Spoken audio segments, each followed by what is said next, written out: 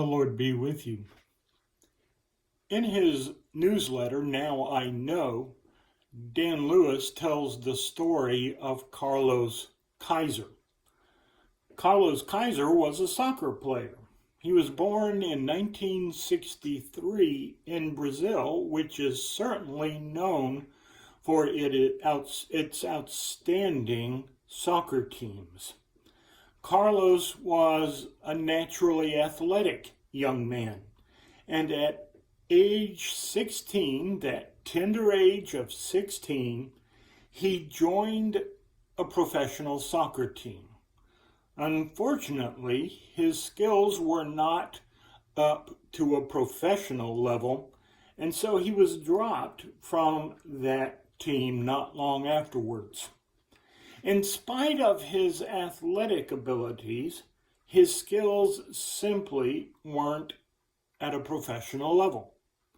Now, if Hollywood was making a movie about Carlos Kaiser, Carlos would have begun a punishing workout of soccer drills every day, changing his diet and his attitude.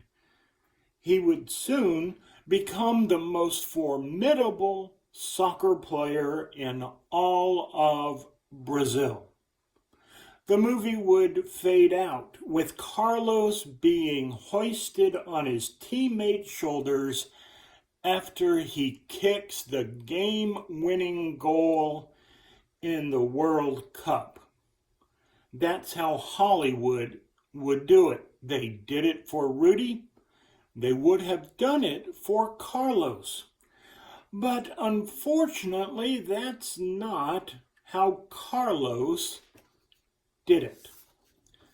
Instead, he decided to con his way onto as many professional soccer teams as possible. Whenever coaches were looking for a few extra players, Carlos would apply. After all, he looked like an athlete. All of his friends claimed that he was a great athlete. They just never claimed that he was a great soccer player. So Carlos would get a short-term contract with a professional team. Then he would claim that he needed at least a month to get in peak physical condition before he could go out on the field.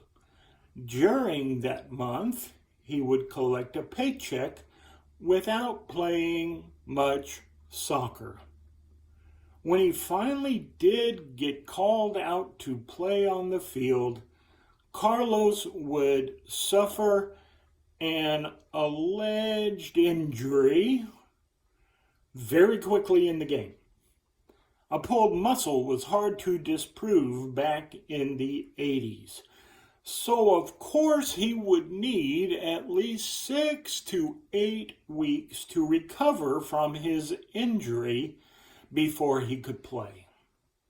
But while he was on the bench and still receiving a paycheck, Carlos would bribe local reporters to write news stories about his amazing athleticism and soccer skills.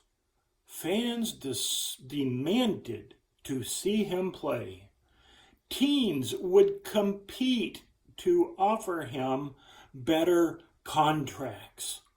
All told, Carlos Kaiser had paid contracts with 10 different professional soccer teams without ever having to play a full game of soccer. Now, that's not all of the story. Carlos and his con was almost exposed in the late 80s when he played on the Bangu soccer team. The owner, Castor de Andrade, demanded that his coach put Carlos into a game. Carlos had to think quickly. he ran over to the opposing team's stands and started fighting with a fan who was heckling his team. The referees threw Carlos out of the game for fighting. To escape the wrath of Castor, the team's owner, Carlos claimed that the heckling fan had insulted his boss's honor. Castor was so pleased that Carlos defended him that he gave him a 6-month extension on his contract. Some people have a talent for running a con. Jesus had a talent for recognizing people who were running a con. After all, he could look upon a person's heart and know for sure what was on the inside. And this is exactly what Jesus did with the religious leaders of his time. They were running a con. And what did Jesus have to say to them?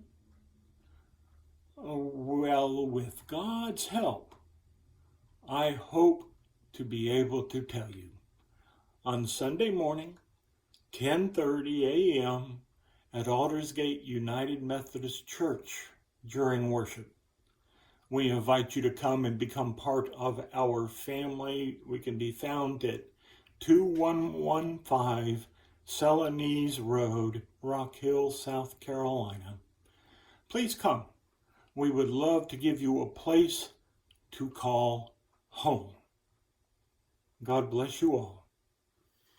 Amen.